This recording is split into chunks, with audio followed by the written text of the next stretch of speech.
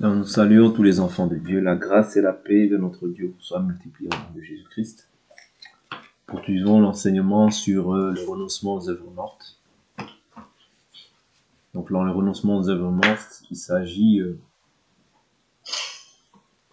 du fait d'abandonner.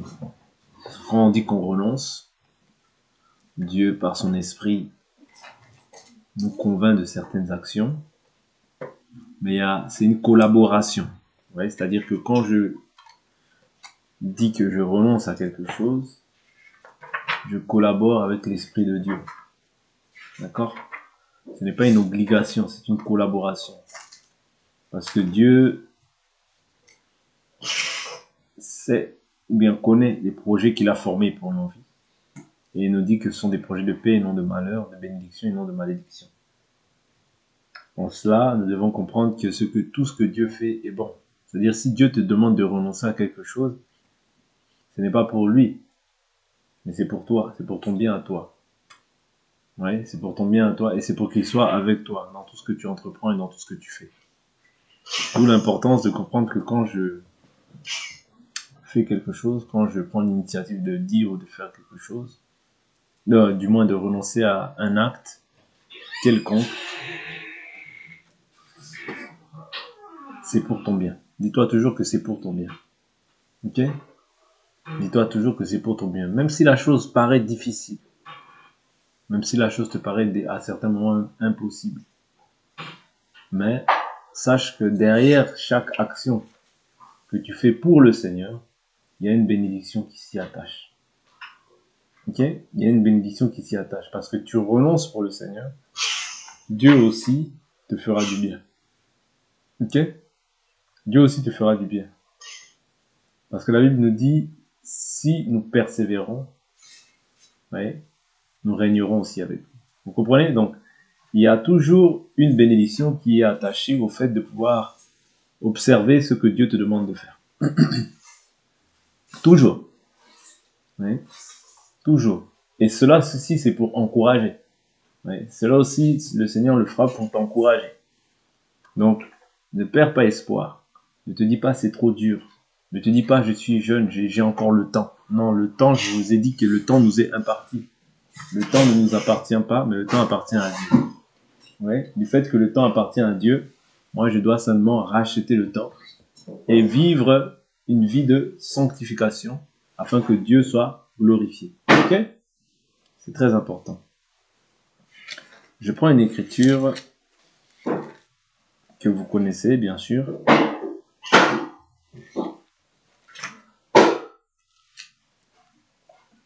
Que vous connaissez.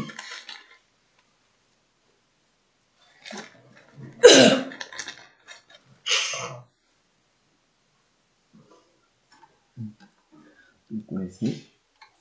C'est des Stick. Alors.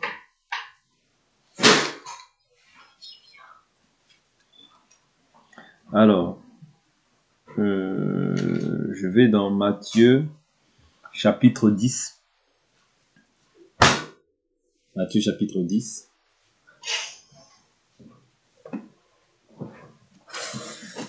Matthieu, chapitre 10. Je prends à partir du verset 37. Celui qui aime père ou mère plus que moi n'est pas digne de moi. Et celui qui aime fils ou fille plus que moi n'est pas digne de moi. Celui qui ne prend pas sa croix et ne me suit pas n'est pas digne de moi.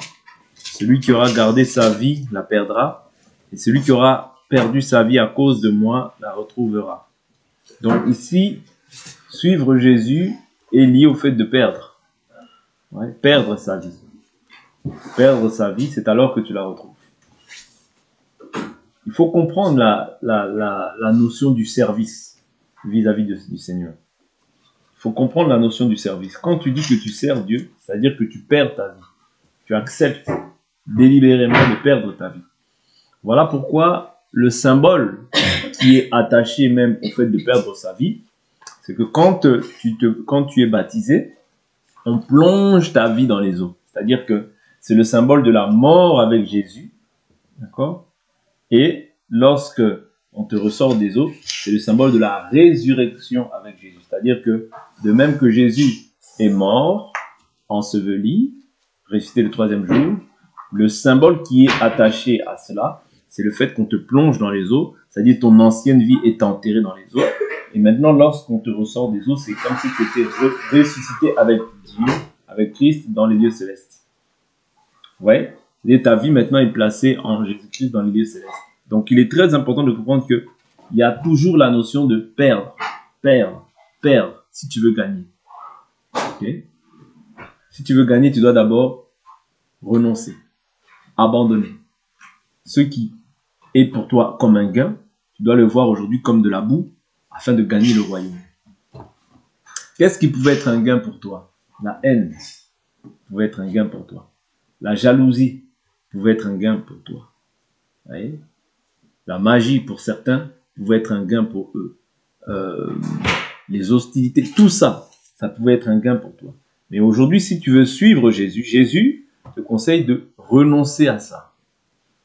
Okay? Renoncer à ça. Okay?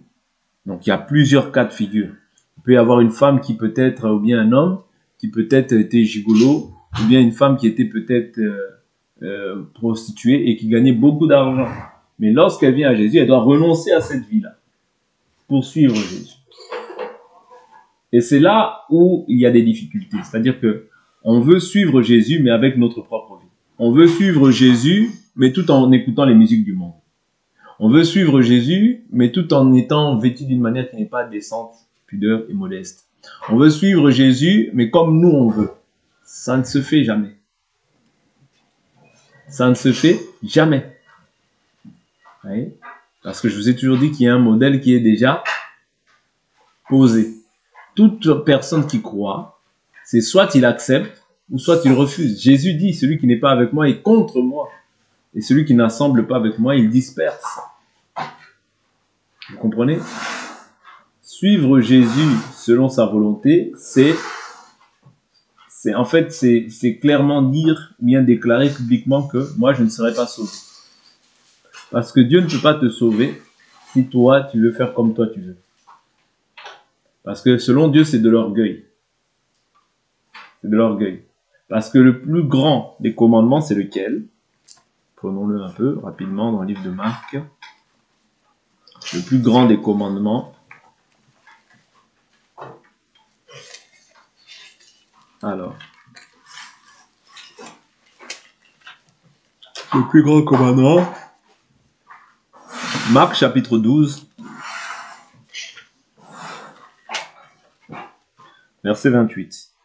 Marc 12, 28, il dit, un des scribes qui les avait entendus discuter et voyait que Jésus avait bien répondu, s'approcha et lui demanda, quel est le premier de tous les commandements? Jésus répondit, voici le premier, écoute Israël, le Seigneur notre Dieu, le Seigneur est un.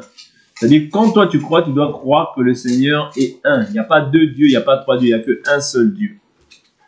Donc quand tu crois déjà que Dieu est trois, tu es déjà dans un esprit d'égarement. Okay? Et tu aimeras, ouais, l'Éternel notre Dieu est un. Ça, tu dois savoir qu'il n'y a pas deux dieux, il n'y a pas trois dieux, il n'y a qu'un seul Dieu. Et la Bible dit, tu aimeras le Seigneur ton Dieu de tout ton cœur, de toute ton âme, de toute ta pensée et de toute ta force. Je reprends. Tu aimeras le Seigneur ton Dieu de tout ton cœur, de toute ton âme, de toute ta pensée et de toute ta force. Ouais? C'est comme ça qu'on doit aimer Dieu. C'est-à-dire, rien ne peut te séparer de l'amour du Christ. Rien ne peut être au-dessus de ce que Dieu dit.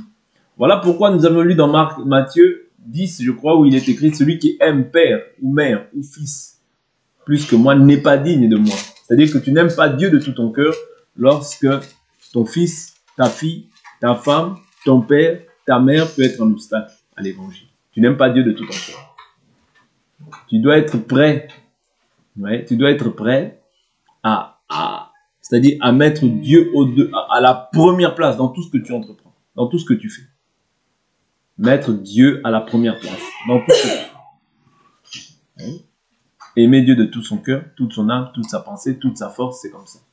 Et la Bible nous dit, Voici le second, tu aimeras ton prochain comme toi-même. Il n'y a pas d'autre commandement plus grand que cela. Le scribe lui dit, bien maître, tu as dit que, avec vérité que Dieu est unique et qu'il n'y en a pas d'autre que lui, et que l'aimer de tout son cœur, de toute son intelligence et de toute sa force, ainsi qu'aimer son prochain comme soi-même, c'est plus que tous les holocaustes et tous les sacrifices. Vous voyez? Jésus, voyant qu'il avait répondu avec intelligence, lui dit, tu n'es pas loin du royaume de Dieu, et personne n'osa plus lui poser de questions. Donc ici, on comprend que aimer Dieu, c'est l'aimer d'abord de tout son cœur. Ouais. Quand tu aimes Dieu de tout ton cœur, on va te dire, fais ça. Tu vas le faire sans hésiter. Pourquoi? Parce que ton cœur est rempli de l'amour de Dieu. Ouais. Toute ton âme. C'est-à-dire cette parole-là, elle habite en toi en abondance. Parce que la Bible dit, je désire que tu sois en bonne santé et que tu prospères à tous égards, comme prospère l'état de ton âme. C'est-à-dire, la parole doit prospérer en toi. Pourquoi? Parce que tu aimes Dieu. C'est un signe extérieur de l'amour que tu as envers Dieu. Le fait de méditer sa parole. Si vous m'aimez, gardez mes commandements. Vous voyez, tout ça, ça démontre à suffisance que tu aimes Dieu. C'est pourquoi quelqu'un qui aime Dieu, on ne va pas faire beaucoup de gymnastique. Mais quelqu'un qui n'aime pas aussi, on le verra. Ouais. Quelqu'un qui n'aime pas, on le verra. Mais quelqu'un qui aime, on le verra aussi. C'est-à-dire qu'il n'y aura pas beaucoup de choses à dire. Quand on dit, il s'exécute. Pourquoi? Parce qu'il aime. C'est ça l'amour. Ouais. C'est s'exécuter. C'est faire. C'est laisser la place au Seigneur. Quand j'aime, je garde les commandements du Seigneur. Quand j'aime, je garde ses ordonnances. Et la Bible dit que ces ordonnances ne sont pas pénibles. Quand ça devient pénible, c'est-à-dire qu'en toi, tu n'as pas l'amour de Dieu. Tu as l'amour d'autre chose, mais tu n'as pas l'amour de Dieu. Aimer Dieu, c'est pas dire seulement de lèvres, j'aime Dieu. Non, c'est pas ça. Aimer Dieu, c'est pratiquer sa parole. Luc, chapitre 6. Luc, chapitre 6, verset 46. Luc 6, 46. Pourquoi m'appelez-vous Seigneur, Seigneur, et ne faites-vous pas ce que je dis? Ouais. Pourquoi m'appelez-vous Seigneur, Seigneur, et ne faites-vous pas ce que je dis? Tout homme qui vient à moi entend mes paroles et les met en pratique. Je vous montrerai à qui il est semblable. Il est semblable à un homme qui bâtit une maison. Il a creusé profondément et posé le fondement sur le roc. Une inondation est venue et le torrent s'est rué contre cette maison sans être capable de l'ébranler parce qu'elle était bien bâtie. Mais celui qui entend et ne met pas en pratique est semblable à un homme qui a bâti une maison sur la terre, son fondement. C'est-à-dire la fondation que nous sommes en train de partager là. C'est pour ça que Hébreux 6 nous dit quoi? Tendons vers la perfection, sans pour autant tendons vers la perfection, sans pour autant poser les éléments élémentaires de la foi. C'est-à-dire que ce que nous sommes en train de poser, ce sont les éléments de la foi. Quand on dit une femme ne peut pas s'habiller comme ça, un homme ne peut pas s'habiller comme ça, ce sont des éléments, des principes élémentaires de la foi. C'est-à-dire, je renonce. On ne va pas te forcer. Renoncer, c'est toi-même, tu prends l'initiative de renoncer à ça et de ne plus faire telle ou telle action. Ok? Quand je dis je renonce, par exemple, admettons qu'il y ait quelqu'un qui fume et dit je renonce à la cigarette, c'est-à-dire il abandonne cette voie-là. Il abandonne totalement. Ouais. Donc là, c'est pas un abandon qui est poussé par l'homme, mais c'est un abandon qui est poussé par le Saint-Esprit. Et quand le Saint-Esprit t'aide, tu vaincras. Okay? Parce que c'est Dieu lui-même. Le Saint-Esprit, c'est Dieu lui-même. Ok? Donc c'est important de comprendre que le renoncement, c'est une prise de décision. Okay? Quand je dis que je renonce à cette chose, je décide d'abandonner cette chose. Même si cette chose-là va à l'encontre de ce que moi j'aime. J'y renonce parce que je sais que c'est la volonté de Dieu. Parce que j'aime le Seigneur, mon Dieu, de tout mon cœur, de toute mon âme, de toute ma pensée, de toute ma force. Parce qu'aujourd'hui, avec le temps, plus on avance, plus on se rend compte qu'en fait, quand on parle du Seigneur, ou bien lorsque les gens parlent du Seigneur, ils veulent vraiment, on est vraiment dans les temps de la fin. On est vraiment dans les temps de la fin. Parce que la Bible nous dit dans les temps de la fin, les hommes auront la démangeaison d'entendre des choses agréables. Ouais. C'est-à-dire les gens ne veulent pas renoncer à leur vie, mais veulent garder leur vie. Et la Bible est claire, si celui qui veut garder sa vie la perdra. Celui qui perdra sa vie à cause de moi, à cause du royaume, la retrouvera. Ok? Donc quand on prétend renoncer, c'est abandonner. C'est délaisser la chose. Poursuivre le Seigneur. Quand je renonce, mais en fait, dans mon cœur, je n'ai pas vraiment renoncé, ça va se voir. Ça va se voir. C'est-à-dire, on prêche, on parle, mais il n'y a aucune résolution. C'est-à-dire, ça ne touche pas le cœur. Et quand le cœur n'est pas touché, on ne peut rien faire. Parce que souvenez-vous, lorsque même les disciples, les premiers disciples, ils sont venus vers Pierre, il dit à Pierre, qu'est-ce qu'il dit à Pierre? Il dit, homme frère, que ferons-nous?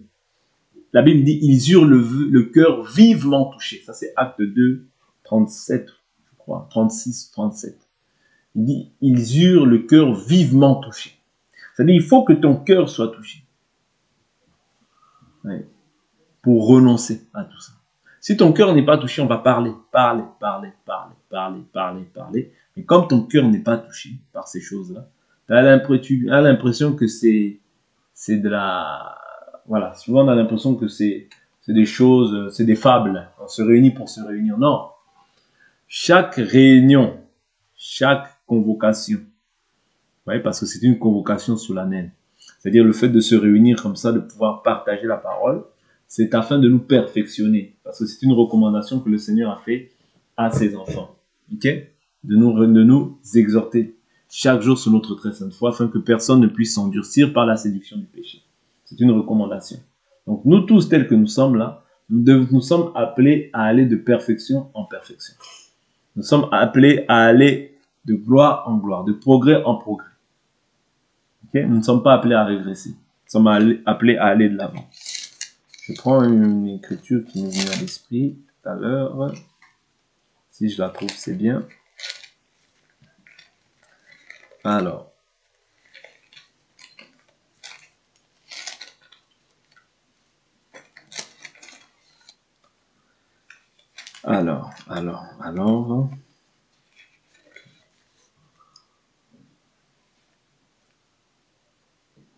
Je prends une écriture, je vais aller dans les épîtres.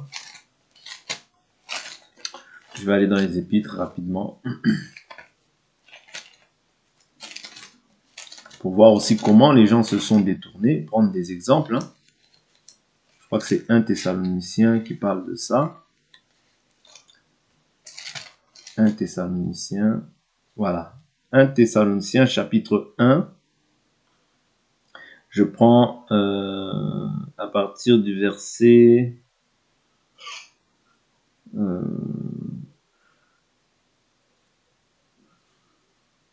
voilà. Alors, je prends à partir du verset 6. Il dit, « Vous êtes devenus nos imitateurs et ceux du Seigneur en recevant la parole au milieu de beaucoup de tribulations, avec la joie de l'Esprit Saint. Ainsi, vous êtes devenus un modèle pour tous les croyants en Macédoine et en Achaïe. Car la parole du Seigneur a retenti de chez vous, non seulement en Macédoine et en Achaïe, mais votre foi en Dieu s'est fait connaître en tout lieu, à tel point que nous n'avons pas besoin d'en parler. On raconte à notre sujet quel accès nous avons eu auprès de vous, et comment vous vous êtes convertis à Dieu en vous détournant des idoles pour servir le Dieu vivant et vrai, et pour attendre des cieux son Fils qu'il a ressuscité d'entre les morts, Jésus, qui nous délivre de la colère à venir. » Vous voyez ? C'est-à-dire que, qu'est-ce qu'ils ont fait? Ils se sont convertis à Dieu en se détournant des idoles. Vous voyez ? C'est-à-dire que je ne peux pas être converti s'il y a encore des idoles en moi. Les idoles doivent tomber. C'est alors qu'il y aura conversion. Repentez-vous et convertissez-vous. Vous voyez? Repentez-vous et convertissez-vous. C'est pas seulement on dit pardon. Non. Faut se repentir et se convertir. Quand la chose est convertie, c'est-à-dire j'ai renoncé, j'ai abandonné cette voie-là pour suivre la voie de Dieu. Suivre totalement la voie de Dieu. Est-ce que vous comprenez? Et quand on parle des œuvres mortes, on peut voir cela aussi dans le livre de Éphésiens chapitre 4, verset, je prends à partir du verset 17. L'Écriture nous dit, « Voici donc ce que je dis et ce que j'atteste dans le Seigneur, c'est que vous ne devez plus marcher comme les païens, qui marchent selon la vanité de leur intelligence. Ils ont la pensée obscurcie. Ils sont étrangers à la vie de Dieu, parce que païen veut dire étranger à la vie de Dieu. Ok? Étranger à la vie de Dieu, à cause de l'ignorance qui est en eux et de l'endurcissement de leur cœur. Ok? L'endurcissement de leur cœur. Donc, il dit quoi? Ils ont perdu tout sens moral. Ils se sont livrés au dérèglement pour commettre toute espèce d'impureté. Toute espèce d'impureté. C'est-à-dire des impuretés, il y en a plusieurs. Mais là, il nous parle de plusieurs espèces d'impureté. Et il dit quoi? Jointe à la cupidité. C'est-à-dire que à l'impureté, ils ajoutent quoi? La cupidité. Et je vous dis toujours que la cupidité ne manque jamais. La cupidité, donc l'amour de l'argent n'est jamais très loin. Quand il y a l'impureté, il y a souvent cupidité. Souvent. Okay? Lorsqu'il y a le péché, souvent la cupidité est mentionnée. Parce que pour autant, il y a plusieurs serviteurs qui sont des serviteurs du ventre. Donc du fait qu'ils soient des serviteurs du ventre, ils doivent toujours marcher selon la vanité de leur chair. Donc ils ont la pensée comment? Obscurcie. Ils sont étrangers à la vie de Dieu. Ça, il parle des païens. À la vie de Dieu à cause de l'ignorance qui est en eux et de l'endurcissement de leur cœur. Ça, c'est les païens. Ils ont perdu tout sens moral. C'est-à-dire les païens n'ont pas la moralité. Ok? Ils se sont livrés au dérèglement pour commettre toute espèce d'impureté jointe à la cupidité. Là, il s'agit des païens. Voilà pourquoi il dit, vous ne devez pas marcher de cette manière. Ouais. La moralité doit toujours être d'actualité. Les lois morales qui sont mentionnées dans le livre de Lévitique doivent toujours être d'actualité, même dans l'ère dans laquelle nous sommes. Quand tu perds la bonne moralité, eh bien, tu perds le bon sens. Dieu ne nous a pas appelés au dérèglement, mais Dieu nous a appelés à vivre dans la sainteté. Ok? Mais il dit, mais vous voyez, donc là, il fait un parallèle entre les païens et nous. Il dit, mais vous, ce n'est pas ainsi que vous avez appris à connaître le Christ. Si du moins vous avez entendu parler de lui, et si vous avez été instruit en lui, conformément à la vérité qui est en Jésus, c'est-à-dire vous dépouiller. Ouais. Donc, quand je suis en Jésus, je dois me dépouiller. À cause de votre conduite passée, de la vieille nature qui se corrompt par les convoitises trompeuses. Ouais. La vieille nature, comment? Elle se corrompt par les convoitises trompeuses. C'est-à-dire les convoitises viennent pour te tromper, pour t'éloigner de ce que Dieu veut. Ok? Donc, comment est-ce que cela maintenant va se faire? Comment est-ce que maintenant tu dois comprendre? La Bible nous dit, verset 23, il dit, être renouvelé par l'esprit dans votre intelligence. Être renouvelé par l'esprit dans votre intelligence. C'est pour ça que Paul dit, par ma chair, je suis esclave de la loi du péché, mais par mon intelligence, je suis esclave de la loi de Dieu. Comprenez? De la loi de Dieu. C'est-à-dire, je dois être renouvelé. Comment? Par le Saint-Esprit et par cette parole. Par l'enseignement que tu reçois, par le Saint-Esprit et par cette parole que tu médites aussi. Parce que cette parole, tu l'entends, ça produit aussi le renouvellement de l'intelligence, mais tu la médites aussi. Ça produit aussi le renouvellement de l'intelligence. Savoir comment marcher avec Dieu. Autrefois, je marchais d'une manière qui ne plaisait pas à Dieu, mais par la connaissance que Dieu m'accorde, maintenant, j'apprends à marcher selon sa volonté. Est-ce que vous comprenez? Donc, ne plus marcher comme je marchais autrefois, c'est-à-dire en ancienneté de vie. Je marchais d'une manière qui ne plaisait pas à Dieu. J'étais ennemi de Dieu par mes pensées et par mon comportement. Mais aujourd'hui, que nous sommes en Christ, nous sommes devenus enfants de Dieu, amis de Dieu. Oui, amis de Dieu. Donc, il dit quoi? et revêtir la nature nouvelle créée selon Dieu dans une justice. Ouais, donc nous avons revêtu quoi? La nature nouvelle créée selon Dieu. Dans quoi? Dans une justice et une sainteté que produit quoi? La vérité. C'est-à-dire, c'est qui produit ça? C'est la vérité. C'est cette parole. C'est Jésus, parce que Jésus est le chemin, la vérité et la vie. Ouais. Une justice et une sainteté. C'est-à-dire, quand un enfant de Dieu n'est pas juste, il n'est pas saint. Il n'est pas saint. Parce que la justice, pour nous, c'est une vie.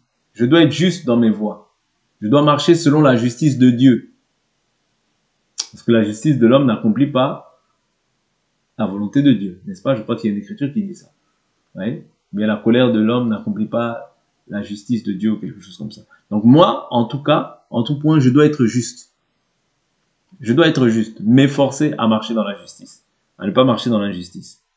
Parce que la justice est liée au fait que tu sois saint. C'est-à-dire, le fait que tu sois saint, il y a la justice qui doit t'accompagner. Si tu es injuste, il serait difficile que la sainteté soit manifeste aux yeux du monde. Oui. Soit manifeste, donc ça va être Dieu.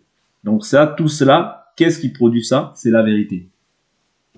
Okay? La vérité, c'est cette parole, c'est le Saint-Esprit. C'est pourquoi rejeter, vous voyez? C'est-à-dire que ici, il s'agit maintenant de la part que l'homme doit effectuer. Ici, c'est pas Dieu qui va rejeter, mais c'est toi-même qui vas rejeter. Dieu te montre, c'est-à-dire Dieu te montre les panneaux de signalisation. Maintenant, c'est toi qui dois rejeter. Rejeter quoi? Le mensonge. Et que chacun de vous parle avec vérité à son prochain. Car nous sommes membres les uns des autres. Si vous vous mettez en colère, ne péchez pas. Que le soleil ne se couche pas sur votre irritation. Ne donnez pas accès au diable. Que celui qui dérobait ne dérobe plus, mais qu'il prenne plutôt de la peine en travaillant honnêtement de ses mains pour avoir de quoi donner à celui qui est dans le besoin. Ouais, c'est-à-dire ici maintenant, il essaie d'établir un ordre dans la vie des enfants de Dieu. Qu'il ne sorte de votre bouche aucune parole malsaine, mauvaise parole. Ouais. Mais s'il y a lieu, quelques bonnes paroles qui servent à l'édification, nécessaires et communiquent une grâce à ceux qui l'entendent. Donc les paroles mauvaises, les mauvaises paroles, pas chez les enfants de Dieu. Et par la suite, il dit quoi? N'attristez pas le Saint-Esprit de Dieu. C'est-à-dire que toutes ces choses-là, qu'est-ce que ça fait? Qu'est-ce que ça fait? Okay. Toutes ces choses-là, parce que nous avons mentionné pas mal de choses. Du verset 20 jusqu'au verset 29, il nous parle de toutes ces choses, de ne plus dérober, de ne pas se mettre en colère, de ne pas laisser l'accès à la colère, de rejeter le mensonge, d'être renouvelé, revêtir, parce que nous avons revêtu une nature nouvelle, créée par une justice et une sainteté que produit la vérité. Tout ça, si nous le mettons en pratique, mais si nous ne le mettons pas en pratique, si nous nous mettons en colère tout le temps, si nous sommes irrités, nous donnons accès au diable, si nous volons, si nous faisons des choses qui ne sont pas à la gloire du Seigneur, qu'est-ce qui se passe? Nous attristons le Saint-Esprit. Est-ce que vous comprenez? La conséquence d'agir d'une manière qui est contraire à ce que Dieu veut, ça attriste le Saint-Esprit. Ok? Parce que là, il dit, n'attristez pas le Saint-Esprit de Dieu, par lequel vous avez été scellés pour le jour de la rédemption. Ça veut dire que si aujourd'hui j'ai le Saint-Esprit, ouais, j'ai été scellé, c'est un sceau que j'ai reçu pour le jour de la rédemption, pour le jour du rachat. Ok? Là, il nous dit quoi au verset 31? Que toute amertume, l'amertume, l'animosité, colère, clameur, calomnie, critiquer les gens, vous voyez, ainsi que toute méchanceté soit ôtée du milieu de vous. Toute méchanceté soit ôtée du milieu de vous. Soyez bons les uns envers les autres, compatissants, faites-vous grâce réciproquement, comme Dieu vous a fait grâce en Christ. Soyez donc les imitateurs de Dieu comme des enfants bien-aimés et marcher dans l'amour, de même que le Christ nous a aimés et s'est livré lui-même à Dieu pour nous en offrande et en sacrifice comme un parfum de bonne odeur. Que l'inconduite, toute forme d'impureté ou la cupidité ne soit pas même mentionnée parmi vous comme il convient à des saints. Pas de grossièreté, pas de propos insensés, pas de bouffonnerie. Cela est malsain, cela est mauvais. Ouais, mais plutôt des actions de grâce. Car sachez-le bien, aucun débauché, impur ou cupide, c'est-à-dire idolâtre. C'est-à-dire un impur, c'est quelqu'un qui marche dans l'impureté. Un cupide, okay, c'est un idolâtre. C'est un idolâtre. Il a des idoles dans le cœur. Ce n'est pas des idoles qui sont manifestes comme ça, il ne va pas se prosterner devant Marie ou devant autre chose. Mais c'est un idolâtre selon Dieu. Ouais. Et la Bible nous dit qu'aucun idolâtre n'a d'héritage dans le royaume du Christ et de Dieu. Ok? Dans le royaume du Christ. Tu n'as pas d'héritage quand tu es idolâtre. Que personne ne vous séduise par de vains discours, car c'est pour cela que la colère de Dieu vient sur les fils de la rébellion. N'ayez donc aucune part avec eux. Autrefois, en effet, vous étiez ténèbres, mais maintenant, vous êtes lumière dans le Seigneur. Marchez comme des enfants de lumière. Oui. Marchez comment? Comme des enfants de lumière. Car le fruit de la lumière consiste en toutes sortes de bonté, de justice et de vérité. Examinez ce qui est agréable au Seigneur et n'ayez rien de commun avec les œuvres stériles des ténèbres, mais plutôt dénoncez-les. N'ayez rien, n'ayez rien de commun avec les œuvres stériles des ténèbres. Donc, la stérilité, elle se situe où? Dans les œuvres des ténèbres. Donc, quelqu'un qui est stérile, c'est-à-dire qui ne produit pas de fruits, ou bien parce que la stérilité est liée au fait de ne pas, quand on parle de la stérilité, on prend souvent le cas des femmes qui n'enfantent pas. Ouais. Mais dans le Seigneur, être stérile, c'est de ne pas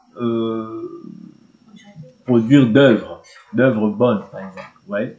D'œuvres bonnes, c'est-à-dire, c'est lié à quoi? C'est lié aux œuvres des ténèbres. Okay. Quand quelqu'un est stérile, ça veut dire qu'il marche selon sa volonté. C'est-à-dire, il ne marche pas selon la volonté de Dieu. Donc, il est stérile, selon Dieu. Il ne produit pas d'œuvres bonnes. Ok? Parce que là, il dit quoi? N'ayez rien de commun avec les œuvres stériles des ténèbres. C'est-à-dire la stérilité, les œuvres stériles, c'est ténébreux. Ouais, c'est ténébreux. Et c'est tout ce qu'il y a. C'est-à-dire tout ce qu'on a pu citer. C'est ça qui est stérile. Et c'est cela dont nous devons nous débarrasser, nous dépouiller, afin que la gloire de Dieu soit manifeste dans nos vies. En effet, ce que ces gens font en secret, il est honteux même d'en parler. Ce que ces gens font en secret, il est honteux même d'en parler.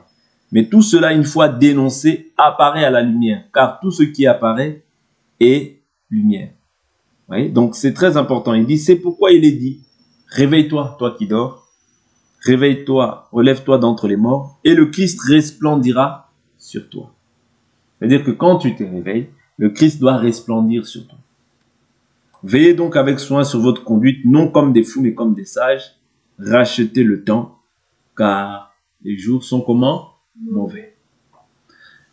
La Bible fait mention des jours mauvais. Même si tu vois qu'aujourd'hui tu as passé une bonne journée, sache que les jours sont mauvais et que toi tu as un seul objectif, c'est de racheter le temps. Le temps ne t'appartient pas.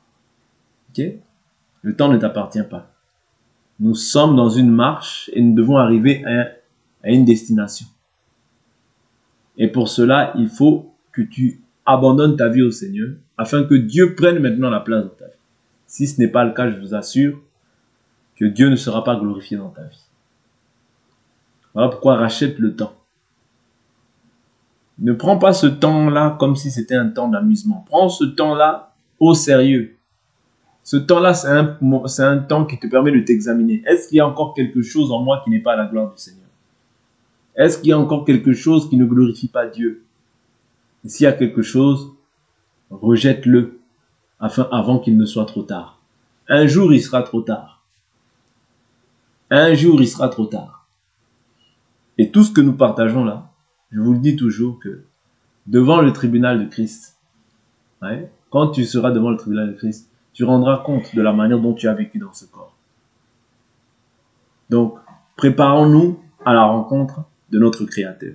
Que l'Éternel Dieu, le Dieu vivant et vrai, le Dieu véritable, le Saint d'Israël, le Tout-Puissant, vous bénisse et vous garde dans son amour, dans sa fidélité, dans sa miséricorde.